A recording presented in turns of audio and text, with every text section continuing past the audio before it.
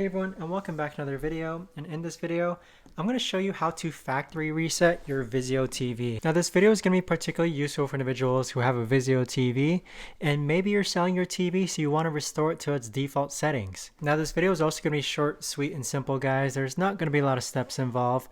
But first, what we're going to do is that we're going to grab our Vizio remote and then we're going to navigate to where it says settings. So for me, if I go ahead and move to the left hand side, and then scroll down to where it says settings, you're going to see it right over here. Now, depending on your model of your Vizio TV, your settings might look different from mine, but go ahead and click on settings.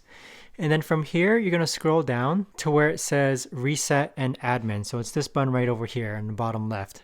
So click on reset and admin. And then next, you're going to click on reset to factory settings.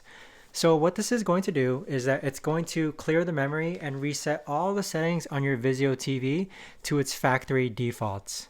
So that right there, guys, is the best and easiest way that I know of to actually go ahead and reset your Vizio TV to its factory settings. If you guys know of a better or easier way to actually do this, let me know in the comments down below. I would love to know. But thanks so much for watching, everyone, and I'll see you guys all in the next video.